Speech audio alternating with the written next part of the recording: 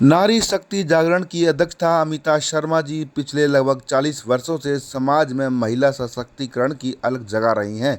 उन्होंने न केवल महिलाओं को आत्मनिर्भर बनने की प्रेरणा दी, बल्कि संस्कारों की शिक्षा के साथ जोड़कर समाज को एक नई दिशा भी दी।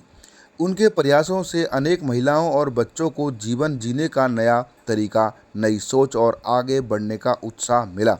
अमिता शर्मा जी का यह समर्पण और सेवा भाव समाज के लिए नारी शक्ति का एक प्रेरणादायक उदाहरण है। आज उनका कार्य यह संदेश देता है कि जब नारी जागृत होती है तो पूरा समाज प्रगति और संस्कारों की राह पर आगे बढ़ता है। इसी कड़ी में दिल्ली के लाजपत भवन ऑडिटोरियम में अंतर्राष्ट्रीय महिला दिवस के अवसर पर उन्हें एक बहुत बड़ा सम्मान मिला। देखें खास रिपोर्ट। और आप सभी महिलाएं बधाई की पात्र हैं जो अपने क्षेत्र में महिलाओं के लिए आप जो कार्य कर रहे हैं या समाज के लिए जो कार्य कर रही हैं वो आप जारी रखें और अपना उत्थान की एक ऐतिहासिक द्वारा गाथा लिखने में एक अपना रोल प्रेजेंट करें। अमिता शर्मा जी का सम्मान अभी हो रहा है। भारत की बेटियों ने इतिहास रचा है और इतिहास गवाह है इस बात का कि भारतीय महिलाएं किसी भी रूप में असक्षम नहीं रही हैं और कहीं पर भी वो फेल नहीं रही हैं। उन्होंने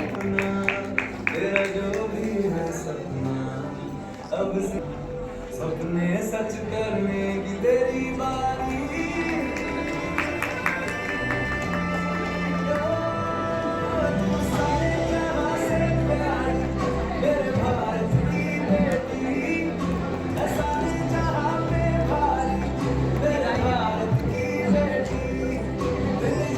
मैं सभी को नमस्कार करती हूँ।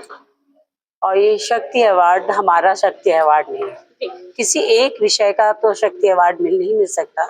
ये तो सबकी शक्ति जब एक साथ मिलती है तभी उसी का ये अवार्ड रहता है। हमारा कोई अवार्ड नहीं है, बस हमें तो काम करना है और शक्ति ईश्वर देता है। मोटिवेट होती है इस तरीके के कार्यक्रमों से।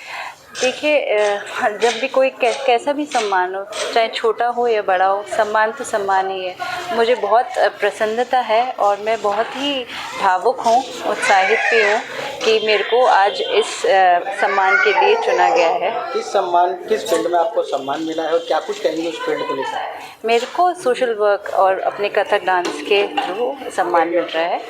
और भी महिलाओं के लिए कुछ मैसेज? बस काम करते चलिए और भगवान का नाम लीजिए तो सब अच्छा होगा।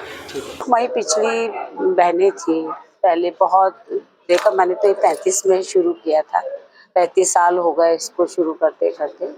और प्रत्येक तरीके की महिलाएं होती हैं।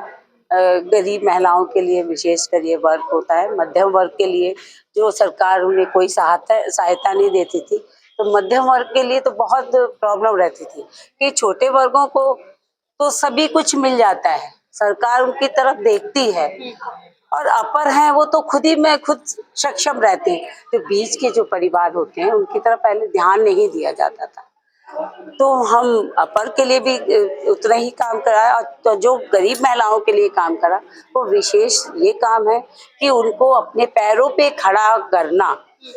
पैरों पे मीन्स उनको अपने ऊपर ये होगा सक्षम रहे, अपने जिस कार्य में वो आगे कदम बढ़ाए वो अपना कार्य सुचारू रूप से कर सके।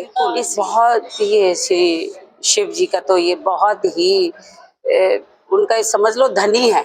महिलाएं तो धनी होती थी लेकिन शिव जी भी बहुत धनी है, और उन्होंने जो काम किया है वो उन्होंने आगे बढ़ने के लिए, महिलाएं जो काम करती हैं वो तो करती ही हैं, लेकिन उनको और आगे बढ़ाएं, उत्साहवर्धन हो और अच्छा से अच्छा वर्क कर सके। तो इसीलिए ये सम्मान मेरे लिए विशेष है और ये और उत्साहवर्धन का है। ये मेरा अपना सम्मान नहीं है, मैं बार बार यही कहती हूँ। जब तक हमारी टीम वर्क नहीं करेगी तो कोई एक साथ काम कर ही नहीं सकता। सम्मान सबका है। मेरा तो बस एक चलना था, राह चलनी थी कि अच्छे काम करना है, कुछ ना कुछ करना है, आगे बढ़ना है, उसको लेके मैंने काम किया है। और उसमें बहुत सारे विषय रखते हैं। उसमें यह है बच्चों को सक्षम बनाना, जैसे जूडो, कराटे वगैरह जो महिलाएं कर नहीं सकते, जो पैसों से वंचित रह जाते हैं, तो उनको निःशुल्क वर्क देते हैं, निःशुल्क शिक्षा उनको देते हैं, सिलाई कढ़ाई, पेंटिंग, ब्यूटिशियन, मेहंदी, डांस, ढोलक आदि। और आजकल हमारी जो बहनें हैं बहुत अच्छी गगरियाँ बनाती हैं, और जो ये वो होते हैं उसमें ये जो भागवत कीर्तन वगैरह होता है उसमें गगरियाँ बना के देती हैं, यानी उसको साथ साथ उस रोजगार भी वो करने लायक बने। और वैसे लास्ट में मैं यही बोलना चाहूँगी कि जब तक जड़ से जुड़े रहोगे, जब तक जड़ से जुड़े रहोगे, तब तक ही लहराओगे। जड़ से रिश्ता टूट गया तो निश्चित ही गिर जाओगे। तो अपने संस्कारों को, संस्कृति को ना भूलें। और हम पग पग पर सम्मान तो हमें बहुत मिले हुए हैं, हमें मिल रहा है, तो हम श्री शिव जी को बहुत बहुत धन्यवाद देते हैं और शुक्रिया अदा करते हैं। ऐसे ही वो आगे वर्क करते रहें और अपना सबको उत्साहवर्धन देते रहें।